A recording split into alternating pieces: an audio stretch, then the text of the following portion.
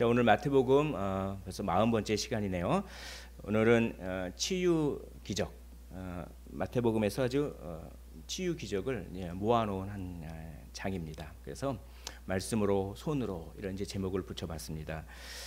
이제 산상수훈을 오랫동안 우리가 했죠. 몇 개월 한 것 같습니다. 마태복음 5장, 6장, 7장 이 산상수훈의 말씀을 딱 맞추셨습니다. 그러니까 무리들이 그의 가르치심에 놀라는 거예요. 왜 놀랍니까? 이거는 뭔가 달라, 뭔가 다릅니다. 자기들의 서기관들, 그 서기관들이 가르치는 것과는 차원이 달라. 이거는 뭔가 이 신적인 권위를 느낀 것 같습니다. 그래서 여기서 마태는 예수님이 율법을 새롭게 하시는 그런 아주 참된 지혜자이시고 그런 권위자이시다라고 하는 것을 강조하고 있습니다. 그런데 이 마태가 이 예수님의 권위를 말씀을 통해서도 그렇게 이야기하지만 또 치유 기적을 통해서도 예수님의 권위를 말하고 있어요. 그래서 7장 이 5, 6, 7장과 8장 사이에는 권위라고 하는 그런 주제로 9장까지죠. 이렇게 연결이 되어 있습니다. 그래서 말씀을 통해서도 예수님은 하나님의 권위를 드러내시지만 예수님은 치료를 통해서도 우리의 아픈 병을 치료하십니다. 그것을 믿으셨으면 좋겠어요. 우리의 모든 마음의 병, 육신의 병을 오늘날도 예수님은 치료하시죠. 그 치료를 통해서 예수님은 권위를 나타내시는 것입니다. 그래서 나병 환자가 치료받고 중풍병 환자가 치료받고 열병 환자가 치료받고 각종 귀신 들린 자가 다 치료받는 그 장면이 길게 나옵니다. 그래서 이거를 한 묶음으로 마태가 이렇게 이제 해놓은 것이죠. 먼저 이 나병 환자가 이렇게 나와서 주님께 말하는데, 주님 치료하여 주시옵소서 이렇게 말했습니까? 그렇게 말하지 않고 약간 그렇게 얘기해요. 주님 원하시면 저를 깨끗하게 하실 수 있나이다. 왜 이렇게 말씀할까요? 왜 이렇게 말했을까요? 이거는 나병 환자가 자기 자신이 자존감이 너무 지금 낮은 상태야. 왜입니까? 나병은 굉장히 이거는 육체적인 어떤 뭐랄까 아픔보다는 사회적인 아픔이 더 큰 병이에요. 그러니까 나병이 우리 한센시 병만 나병이 아니라 모든 피부병을 다 나병이라고 해요. 그러니까 육체적으로는 별로 그렇게 많이 안 아플 수가 있어. 그러나 이 나병에 걸리기만 하면은 사람들과 만나면 안 돼요. 참 자가격리를 해야 되죠. 오늘날로 말하면 사람들과 만나면 안 되고 자기 가족도 못 만나고 진영 밖으로 나가가지고 항상 이렇게 외쳐야 돼. 자기 자신에게 나는 저주를 받은 사람입니다. 나는 저주를 받은 사람입니다. 나는 저주를 받은 사람입니다. 오늘날로 적용하면은 참 자존감이 너무 약해서 나는 뭘 해도 안 돼. 난 뭘 해도 안 돼. 난 뭘 해도 안 돼.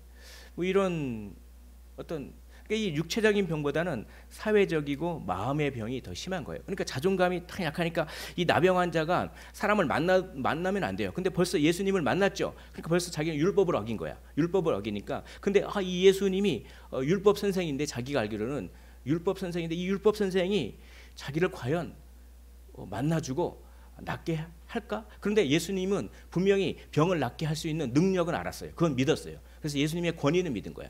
예수님께서 병을 낫게 하실 수 있는 권위를 가지고 계신다. 능력을 가지고 계신다. 그건 믿는다. 그런데 예수님이 나 같은 것도 고쳐 주실지는 내가 확신하지 못하겠다. 이런 뉘앙스가 여기 담긴 거예요. 이 행간에. 그래서 주님, 정말 제가 주님의 능력은 철석같이 믿습니다. 주님은 권위자이십니다. 그런데 주님이 저를 고치기를 원하는지 원하지 않는지는 제가 사실 잘 모르겠습니다. 근데 주님이 원하시면 저를 낫게 하실 수 있나이다 라고 표현하지 않고 깨끗하게 하실 수 있나이다 이렇게 표현한 거예요. 그만큼 나병은 육체적인 의미보다는 이 하나님의 그 저주를 받은 그 저주를 푸는 깨끗함을 그 관점이죠. 그러니까 예수님께서 손을 내밀어 그에게 대십니다. 여기서 이 성경이 굉장히 이 부분을 강조하고 있어요. 손을 내밀어 그에게 대신다. 그냥 손을 내민다. 그에게 대신다. 이렇게 말하지 않고 손을 내밀고 그에게 대신다라고 하면서 아주 동사를 두 개나 쓰면서 아주 이게 강조되고 있습니다. 왜입니까? 손을 내밀어서 나병 환자를 만지는 것은 굉장한 사건이거든요. 이거는 왜입니까? 이건 레위기를 어기는 거예요. 율법을 어기는 거예요. 예수님이 율법을 어기고 있습니다. 지금 율법을 어기면서 내가 원하노니라고 말하는 거죠. 주님 원하시면 저를 깨끗게 하실 수 있습니다 라고 했을 때 우리 주님은 어떻게 말씀하십니까? 내가 원하노니. 우리 주님은 원하십니다. 우리 주님은 우리가 주여 원하시면 저를 회복시킬 수 있습니다 라고 할 때 우리 주님은 이렇게 말씀하시는 거죠. 내가 원하노니. 그런데 이렇게 손으로 또 말씀으로 딱 하니까 즉시 그의 나병이 깨끗하여진지라. 여기서 하나의 패턴을 우리가 알 수가 있습니다. 우리 주님께서 어떻게 하느냐? 손으로 만지시고 말씀으로 명령하면 즉시 낫습니다. 이 패턴이 있어요. 손으로 만지시고 말씀으로 명령하시면 즉시 병이 떠나갑니다. 이 패턴이 여기 나병 환자의 아주 전형적인 패턴이죠. 그런데 이제 어떤 경우에는 말씀으로만 하는 경우도 있고 어떤 경우에는 손으로 만지기만 하는 경우도 있습니다. 아무튼 이런 패턴입니다. 그래서 말씀으로 손으로 즉시, 말씀으로 손으로 즉시 이런 것들을. 자, 근데 보십시오. 손을 내밀어 딱 대면은 원래는 부정한 것이 전염되게 돼 있어요. 근데 예수님께서는 오히려 예수님이 손을 내서 만지니까 깨끗함이 전달이 되는 거예요. 그러니까 특별한 권위를 가지고 있는 분이죠. 그래서 율법을 어기는 것이 아닌 것입니다. 예수님은 율법 위에 계시는 분이고 예수님이 나병 환자를 만지면 나병 환자의 더러움이 예수님을 오염시키는 것이 아니라 예수님의 깨끗함이 나병 환자에 전달되는 거예요. 그래서 예수님은 특별한 권위가 있는 분임을 여기서 이야기하는 것입니다. 또 예수님은 내가 원하노니 깨끗함을 받으라 라고 말씀하셨지 않습니까? 여러분들이 원하는 것이 다 이루어집니까? 여러분들이 원하는 것이 다 이루어집니까? 아니잖아요. 그런데 예수님은 원하는 것이 다 이루어지시는 거예요. 예수님은 하나님이시기 때문에 그렇습니다. 즉시 나병이 깨끗해지는 겁니다. 병이 즉시 순종하는 그런 권위자인 것입니다. 이것이 오늘 치료를 통해서 예수님은 하나님과 동등된 권위가 있으신 분이다라고 하는 것을 말씀하시는 것입니다. 그래서 예수님은 원하시는 것을 할 수 있습니다. 예수님은 손을 대도 오염되지 아니하시고 오히려 깨끗함이 전달되는 분입니다. 예수님은 깨끗함을 받으라고 말하시면 즉시 깨끗해지시는 것이죠. 말씀으로 손으로 즉시. 이것을 우리 마음 가운데 이렇게 새기고 여러분 힘들 때 어려울 때 이걸 기억하십시오. 말씀으로 손으로 즉시. 예수님을 의지하셨으면 좋겠습니다. 이제 예수님이 가버나움에 들어가시니까 이제 한 백부장이 나옵니다. 백부장이 나오는데 이 백부장이 자기 하인이 중풍병에 걸려서 누웠다고 몹시 괴로워한다고 그래서 하니까 예수님이 내가 가서 고쳐 주리라 이렇게 말씀하시는 거예요. 예수님은 참 가시는 분이에요. 예수님은 가서 고쳐 주시는 분입니다. 예수님은 찾아오시는 분이에요. 참 이 백부장이 너무나 긍휼이 많죠. 그 당시에 이 백부장이 자기 하인을 물건 취급하던 그런 때인데 이 백부장은 완전히 이 시대 정신과 반대되는 아니 자기 하인이 중풍병에 걸리면 보통은 버려버립니다. 왜냐하면 하인을 그때 노예는 사람 취급 안 하고 물건 취급하던 때인데 아니 그 로마 백부장식이나 되는 군대 장관이 자기 하인이 아프다고 그냥 중풍병 걸려가지고 걷지를 못하니까 대신 와서 그렇게 예수님께 그냥 병 고쳐달라고 하는 건 너무나도 특이한 거예요. 이거는 어쩜 이렇게 특이할 수가 있습니까? 참 긍휼이 많은 백부장이죠. 그러니까 내가 가서 고쳐주리라라고 하는데 백부장이 올 필요가 없습니다. 올 필요가 없습니다. 정말 예수님께서 예수님 같이 그렇게 높은 분이 어떻게 저의 집에 올 수가 있겠습니까? 그냥 말씀만 하여 주시옵소서. 라고 하니까 말씀만 하니까 그냥 낫잖아요. 예. 이렇게도 해석할 수가 있죠. 이게 전통적인 해석입니다. 이르시되 내가 가서 고쳐주리라. 이게 7번을 이렇게 이 7절을 내가 가서 고쳐주리라. 보통 이렇게 해석이 돼 있죠. 번역이 돼 있죠. 근데 이렇게 하면은 약간 문맥이 조금 부자연스러운 것 같아요. 굳이 예수님이 가겠다고 하는데 오지 마십시오라고 하는 것도 약간 그렇죠. 그래서 최근에는 많은 학자들이 이것을 의문문으로 해석합니다. 이거예요. 그러니까 7절이 내가 가서 꼭 고쳐줘야 하느냐? 내가 유대인의 내가 너 같은 이방인에게 꼭 가서 고쳐줘야 하겠느냐? 이런 뉘앙스가 사실 더 이제 강한 거죠. 두 개로 해석할 수가 있습니다.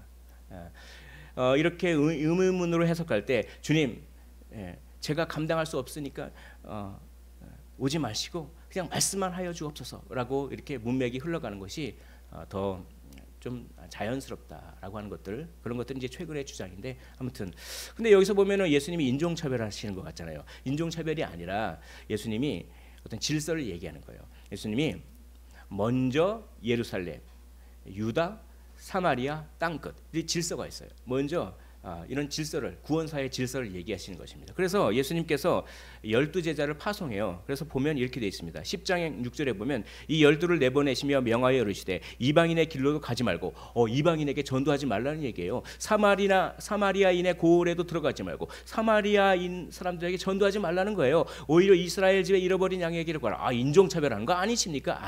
아니죠. 구원사의 질서가 있는 겁니다. 그 하나님께서 세우신 질서를 그대로 이렇게 순종하시는 것이죠. 또 가나안 사람 여인, 그러니까 수르보니게 사람이죠. 이스라엘 말고 이방인 여인이 자기 딸이 귀신이 들려가지고 너무나 아파요. 그래 막 발작을 하는 것 같아요. 그래서 너무 이 자기 딸이 막 발작하고 그러니까 이 이방인 엄마가 예수님이 그 지역을 지나간다고 하니까 이 15장에 나오는 거거든요. 마태복음 가서 그냥 우리 딸이 귀신 들려서 발작하고 그러는데 선생님이요, 선생님이 소문을 들어보니까 병을 낫는 그런 능력이, 낫게 하는 능력이 있는 것 같습니다 라고 하니까 예수님께서 긍휼을 베풀어서 그래 내가 낫게 하겠다 이렇게 말씀하셨습니까? 아니에요. 이렇게 말씀하셨어요. 나는 이스라엘 집에 잃어버린 양 외에는 다른 데로 보내심을 받지 아니하였노라. 얼마나 냉정합니까? 그러면서 이런 얘기를 해요. 상당히 냉정하게, 어떻게 보면 예수님이 어떻게 저렇게 사랑이 없는 것 같은 말씀하실 수가 있어. 이렇게 얘기합니다. 자녀의 음식을 뺏어서 개에게 던져주는 것이 옳으냐 이렇게 얘기하는 겁니다. 그럼 그 유대인은 자녀고 이방인은 뭐 개입니까? 마치 그런. 그때 우리 수로보니게 여인이 겸손하게 믿음을 발휘하죠. 주님, 개들도 주인의 상에서 떨어지는 부스러기를 먹습니다. 부스러기라도 좋으니까 주십시오. 그러니까 그걸 놀래요. 예수님께서 놀랍니다. 그 믿음에. 그래서 내 믿음대로 될지어다. 그렇게 되는 것이죠. 이거는 구원사의 어떤 질서를 말씀하고 계신 거예요. 예수님이 인종차별하는 것이 아니라 나중에 때가 되면 예수님이 이렇게 말씀하시는 거죠. 28장 19절에 보면 그러므로 너희는 가서 모든 민족을 제자로 삼아 아버지와 아들과 성령의 이름으로 세례를 베풀고 모든 민족을 제자로 삼으라고 하는 것입니다.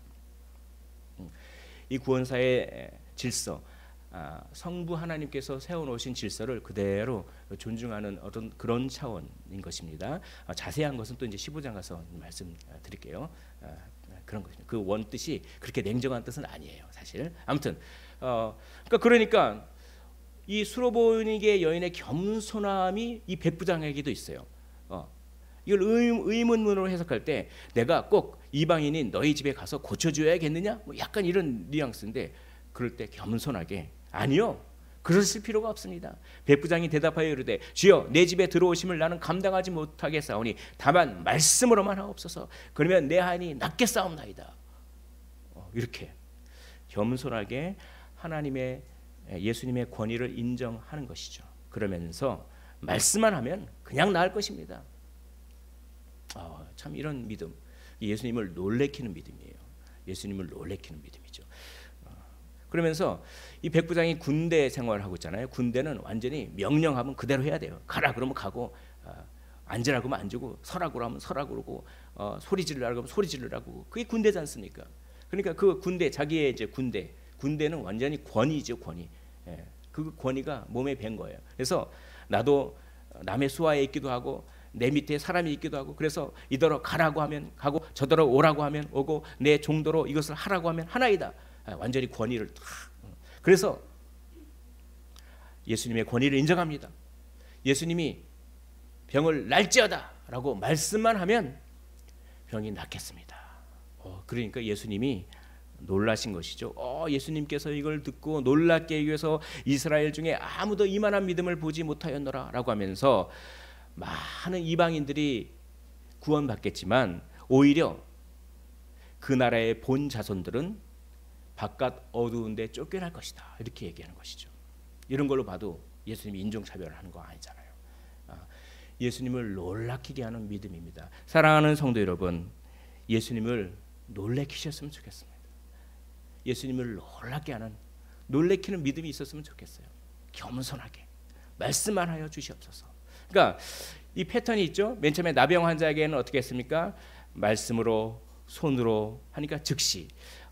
이번에는 손으로는 아니고 말씀으로만 하니까 즉시. 그러니까 여기 보니까 내 믿음대로 될지어다 가라라고 하니까 그 말을 할 즉시 하인이 일어나니라라고 합니다. 그런 다음에 이제 예수님께서 베드로의 집으로 딱 들어가세요. 아마 베드로의 집이 일종의 본거지 역할을 했다고 우리 많은 사람들이 이렇게 이야기를 합니다. 그러니까 예수님께서 사역을 하시잖아요. 사역을 하고 병을 고치고 설교를 하시고 그러면 얼마나 지쳤습니까? 그럼 예수님이 피곤한 몸을 딱 이끌고 베드로의 집에 딱 들어가면 베드로의 장모가 항상 수종을 들고 식사도 챙겨드리고 막 그랬던 것 같아요. 그러니까 이번에도 베드로의 집을 딱 들어갔는데 베드로의 장모가 그냥 누워 있어. 그러니까 보통 예수님께서 이렇게 병을 고치실 때 네가 진짜 나을 줄 믿느냐? 이렇게 해서 믿음을 확인하는 과정을 거치잖아요, 보통. 근데 참 신기하게도 아무 말도 안 하시고 그냥 손을 만져요. 너무나 내가 고쳐주는 것이 당연하다는 듯이 손을 만집니다. 그러니까 열병이 그냥 떠나가요. 여러분, 사명자에게 하나님께서 특별히 은혜를 주실 때가 있습니다. 사명자에게. 사명자는요, 하나님께서 특별한 은혜를 주세요. 그냥 묻지도 않고 따지지도 않고 손을 만지시는 거예요. 사명자에게 그렇습니다. 이거를 믿으셨으면 좋겠습니다. 내가 막 예수님을 위해서 사명을 감당하고 이렇게 하고, 근데 뭐 하나님은 나에게 뭐 해주는 것도 없고 뭐 그런 것 같네. 그냥 별로 이렇게 하나님 나라를 위해서 열심히 사는 것 같지도 않은 사람들이 더 오히려 잘 되고, 나는 하나님의 나라를 위해서 뭐 열심히 하는데 뭐 잘 되는 것 같지도 않네. 이게 지칠 때가 있지 않습니까? 그러나 사명자에게 하나님께서 특별한 은혜를 주십니다. 그것을 믿으셨으면 좋겠어요. 묻지도 아니하시고 따지지도 아니하시고 그냥 손을 만지시는 거예요. 그러니까 열병이 떠나갑니다. 그리고 여인은 바로 일어나서 그냥 아무렇지도 않은 듯이 또 예수님께 수종드는, 이것이 사명자예요. 여기서도 또 패턴이 있죠. 이번에는 말씀이 아니라 손으로 만지시니까 즉시 열병이 떠나가서 여인이 아무렇지도 않은 듯이 바로 일어날 정도로. 그러니까 말씀으로 손으로 즉시, 어떨 때는 말씀으로 즉시, 어떨 때는 손으로 즉시, 이게 왔다 갔다 하죠. 자, 그런 다음에 이제 날이 저물었습니다. 베드로 집에 딱 있어서 쉬려고 하는데 그냥 사람들이 귀신 들린 자를 엄청 많이 데리고 오는 거예요. 그러니까 다 고쳐주시죠. 귀신 들린 자라고 하는 말은 이겁니다. 귀신의 소유인 자, 이렇게 해요. 이렇게 번역할 수가 있어요. 귀신의 소유인 자. 이건 뭡니까? 귀신이 주인 노릇하는 자예요. 귀신이 주인 노릇하는 자. 그러니까 이걸 좀 더 확대 적용하면 그렇죠. 예수 그리스도를 진심으로 믿지 않는 사람들은 사실 세상 영의 소유예요. 세상 영이 주인 노릇하는 거예요. 그러니까 빨리 주인을 바꿔야 돼. 주인을 바꿔야 됩니다. 예수님으로. 이렇게 귀신 들린 자, 귀신의 권위 아래에 있는 자들이 왔을 때 예수님께서 어떻게 하시나요? 자, 이제 어떻게 할까요? 패턴이 있죠. 말씀으로 손으로, 그 다음에 말씀으로, 그 다음에 손으로, 그 다음에 뭐 할 차례입니까? 말씀으로. 이렇게 이런 패턴이 있습니다. 그래서 예수께서 말씀으로 귀신들을 쫓아내시는 것입니다. 명령으로 쫓아내시는 것이에요. 예수님은 말씀으로, 손으로 자기 자신이 하나님의 권위를 가지셨다고 하는 것을 나타내시는 것입니다. 두 번째, 예수님은 못 고칠 질병이 없으신 권위자이신 것입니다. 예수님은 사회적인 아픔, 나병 환자가 그를 상징하죠. 예수님은 육체적인 아픔, 중풍병이 그걸 상징합니다. 중풍병은 정신은 멀쩡해요. 근데 정신은 멀쩡한데 자기 마음대로 움직이지 못해. 그러니까 육체적인 아픔이에요. 반대가 뭡니까? 육체는 멀쩡해요. 근데 정신이 멀쩡하지가 않아. 이게 치매죠. 그러니까 중풍병은 육체적인 질병, 치매 같은 거는 정신적인 질병이죠. 그러니까 예수님은 사회적인 아픔, 나병 환자, 예수님은 중풍병, 육체적인 아픔, 그리고 예수님은 정신적이고 영적인 아픔, 귀신 들린 거. 예수님은 못 고칠 질병이 없습니다. 예수님은 사회적인 아픔, 내가 사람들과의 관계 속에서 상처받고 힘들고 아픈 것들, 이런 사회적인 그런 아픔을 다 치료하십니다. 예수님은 우리의 육체적인 것들을 치료하실 수 있는 분이십니다. 예수님은 우리의 영적이고 정신적인 아픔까지도 치료하실 수 있는 못 고칠 질병이 없으신 권위자이신 것이죠. 예수님은 질병을 즉시 떠나게 하십니다. 병들은 예수님의 명령 앞에서 지체할 수 없습니다. 하나님의 명령이기 때문에. 예수님은 그런 권위자이시죠. 그러나 예수님은 권위만 있는 것이 아닙니다. 예수님은 긍휼을 가지신 분이에요. 예수님이 권위만 가졌으면 우리가 구원을 받겠습니까? 우리를 불쌍히 여기지도 않은데, 예수님이 권위가 없고, 권위가 있다고 하는 것은 능력을 말하는 거죠. 예수님이 긍휼히 여기기는 하는데 권위가 없다면, 우리를 구원할 능력이 없는데 어떻게 구원하겠습니까? 그러니까 능력만 있고 긍휼의 마음이 없으면 아무런 도움이 안 돼요. 그리고 능력은 없는데 긍휼의 마음만 있어도 아무런 도움이 안 돼요. 예수님은 능력이 있으시면서 동시에 긍휼을 가지신 분입니다. 그래서 우리에게 소망이 되는 거예요. 그래서 우리가 구원받을 수 있는 것입니다. 예수님은 권위를 가지셔서 우리의 죄를 용서할 자격을 가지셨고, 예수님은 긍휼을 가지셔서 그 용서를 실행하시는 것입니다. 나병 환자에게 손을 내밀어 그에게 대십니다. 이것은 긍휼의 마음이 없으면 불가능한 거죠. 율법을 어기시면서까지 손을 대시는 거예요. 그리고 예수님은 내가 원한다고 말씀하십니다. 긍휼의 마음이 없으면 내가 원한다라고 말씀하실 필요가 없죠. 긍휼의 마음이 있으니까 예수님은 내가 원하노니 깨끗함을 받으라라고 하는 것입니다. 그리고 이 나병 환자에게 이런 말씀을 한 다음에 이런 말을 덧붙여요. 우리 4절을 보면은 이렇게 되어 있습니다. 예, 화면을 보면서 4절을 한번 같이 읽어볼까요? 자, 시작. 아무에게도 이르지 말고 다만 가서 제사장에게 내 몸을 보이고 모세가 명한 예물을 드려 그들에게 입증하라. 왜 이런 말씀을 하실까요? 이거는 뭐냐면, 네가 지금 육체적으로 병을 낫는 것만 중요한 것이 아니다. 모세가 명한 예물을 드려 제사장들에 가서 네가 깨끗하게 됐다는 것을 입증하면 어떻게 됩니까? 사회 구성원으로 받아들여지는 거예요. 너 이때까지 혼자 외롭게 살았지. 아무도 너에게 친구가 되어주지 않고 너를 부정하다 그러고 그렇게 막 너를 피해 다니고 그랬지. 나는 네가 단지 육체의 병만 낫는 것을 원하지 않는다. 나는 네가 정말 사회의 구성원으로서 정말 떳떳하게 사람들과 교제하고 관계의 아픔을 그것까지도 치료받기 원한다. 이런 뜻이 있는 거예요. 이런 뜻이. 사회 구성원이 되어라. 너는 단지 육체적인 나병, 질병을 고치는 것보다는 그것을 넘어서 사회 구성원이 되어라. 이게 얼마나 긍휼의 마음이 여기 있습니까? 예수님 그렇게 긍휼의 마음이 있는 것입니다. 이 나병 환자가 진짜 필요한 것이 무엇인지 아시는 거예요. 예수님은 우리가 진짜 필요한 것이 무엇인지 아십니다. 여러분, 사람에게 그것을 기대하십니까? 저 사람이 나에게 진짜 필요한 것이 무엇인지를 정말 채워주기를 사람에게 기대하십니까? 부모님이 그걸 채워주기를 기대하십니까? 자녀가 그걸 채워주기를 기대하십니까? 친구가 그걸 채워주기를 기대하십니까? 기대하는 족족 실망합니다. 우리 마음속에 진짜 원하는 것을 사람은 몰라요. 오로지 하나님만 아십니다.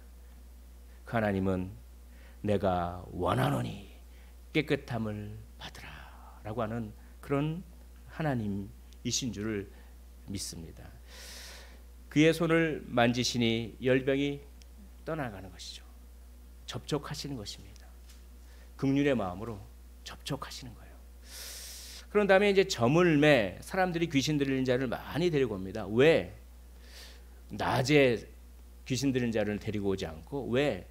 저물 때, 날이 껌껌할 때 이제 퇴근하고 쉬어야 되는데 참 퇴근하고 쉬어야 되는데 전화 와가지고 직장 상사가 전화 와가지고 내일 아침까지 이것 좀 해줘 미안해 그런 전화를 제가 직장 받을 때 다닐 때 많이 받았습니다. 전화를 끊고 나자마자 어휴, 차마 여기서 드릴 수 없을 만큼 짜증이 나는 퇴근했으면 쉬어야지. 예. 퇴근했는데 전화해가지고 내일 아침까지 부탁해 수고해. 참 상냥하게 말하지 마라. 막 속은 부글부글. 퇴근해서 저물었는데 왜 귀신 들린 자를 많이 데리고 예수께서 옵니까? 왜 저물 때 데리고 옵니까? 안식일이었어요.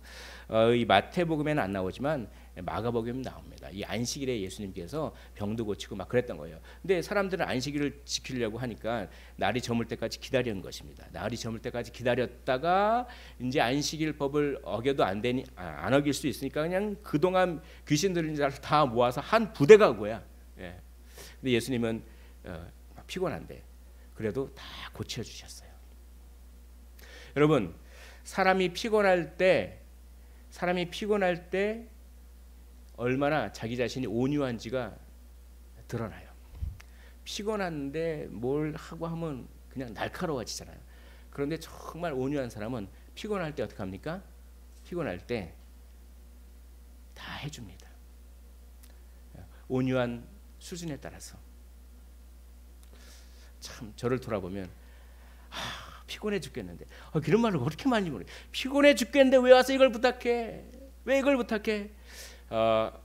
참 너무나 회개가 됐더라고요. 왜냐하면 예수님과는 정반대거든요. 예수님은 날이 저물고 피곤해 죽겠는데 퇴근했는데 쉬고 싶은데 그냥 한 부대가 오네. 귀신 들린 자가 말씀으로 귀신을 쫓아내고 병든 자들을 다 고쳐주십니다. 긍휼의 마음이 없으면 그러겠습니까? 긍휼의 마음이 있으니까 그렇죠.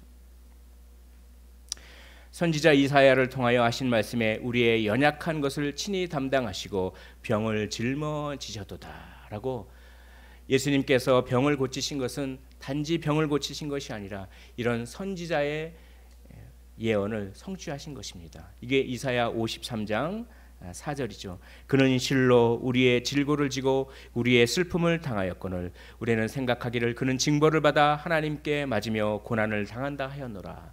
질고는 뭡니까? 질병과 고통. 예수님은 단지 질병을 고쳐주신 분이 아니라 질병을 짊어지신 거예요. 우리와 동일시하시는 것입니다. 예수님이 손으로 만져주셨다고 하는 것은 우리와 동일시하는 거예요. 내가 너의 입장을 완전히 이해한다라고 하는 그것이죠. 이사야 53장은 십자가를 예표하는 것입니다. 그가 찔림은 우리의 허물 때문이요 그가 상함은 우리의 죄악 때문이라. 그가 징계를 받음으로 우리는 평화를 누리고 그가 채찍에 맞음으로 우리는 나음을 받았도다. 우리는 다 양 같아서 그릇 행하여 각기 제 길로 갔거늘 여호와께서는 우리 모두의 죄악을 그에게 담당시키셨도다. 예수 그리스도께서 병을 고치신 것은 단지 병을 고치는 것에 지나는 것이 아니라 내가 이제는 이 병을 오게끔 한 근본적인 문제, 너의 죄를 짊어지겠다라고 하는 십자가를 예표하고 있는 것입니다. 예수 그리스도의 십자가죠. 예수님은 말씀으로 손으로 긍휼을 나타내십니다. 예수님은 질병을 친히 짊어지시는 긍휼을 베푸시는 것입니다. 예수님은 주님께 나오는 모두를 전부 다 피곤하다고 생략하는 것이 아니라 모두 다 고쳐주시는 긍휼이 있으신 분입니다. 바로 십자가의 은혜죠. 그 예수님은 권위가 있으시고 그 예수님은 긍휼이 있으신 예수님이 바로 우리에게 다가오십니다. 예수님은 산에서 내려오십니다. 그러니까 말씀만 하신 것이 아니에요. 이론에만 갇혀 계신 분이 아닙니다. 산에서 산상수훈을 그렇게 전해지고 난 다음에는 거기에 그냥 갇혀 있는 것이 아니라 산에서 내려오시는 분이에요. 예수님은 가버나움에 들어가시는 분이에요. 예수님은 베드로의 집에 들어가시는 분입니다. 예수님은 들어가시는 분이에요. 예수님은 우리의 연약함 속으로 들어오시는 분입니다.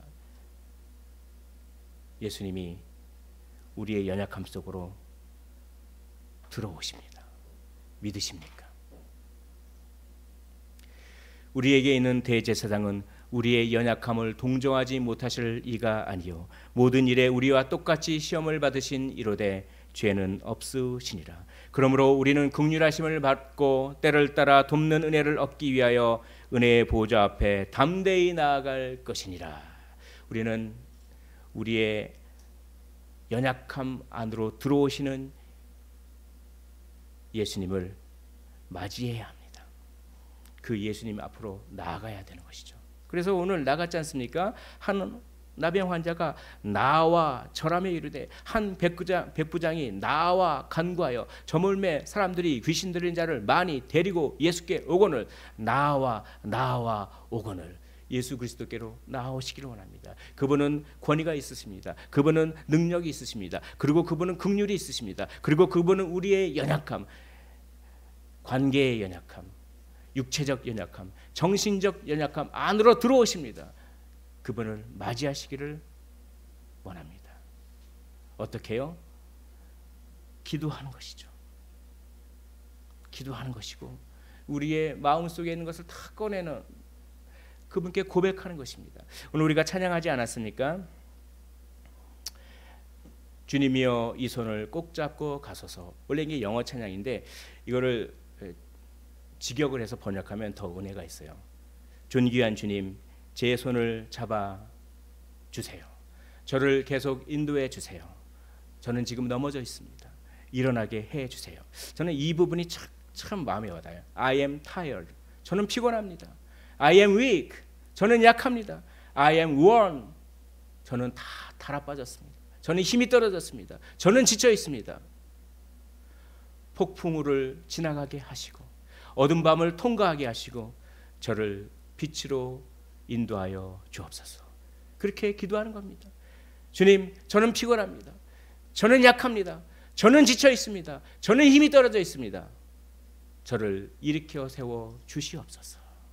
이렇게 기도하면 우리의 연약함 속으로 들어오시는 그분께서 우리를 치료하십니다. 우리를 회복시키십니다. 그분을 믿으시기를 원합니다. 그분의 권위를 믿으시기를 원합니다. 그분의 회복을 경험하시기를 원합니다. 인생을 살다 보면 관계 때문에, 육체 때문에 정신과 영혼이 약해지고 힘들고 일어날 수조차 없을 때도 있습니다. 그러나 권위와 긍휼이 함께 있으신 주님이 찾아오십니다. 날이 저물어도 희망이 없어 보여도 괜찮습니다. 날이 저물다고 해서 안 고쳐주시지 않거든요. 그때에도 주님은 찾아오시기 때문입니다. 말씀으로 손으로, 말씀으로 손으로. 우리 주님은 우리의 연약함을 만지실 것입니다. 그분 앞에 나와 절하며 그분의 권위를 인정할 때 놀라운 치료와 회복을 경험하게 될 줄 믿습니다.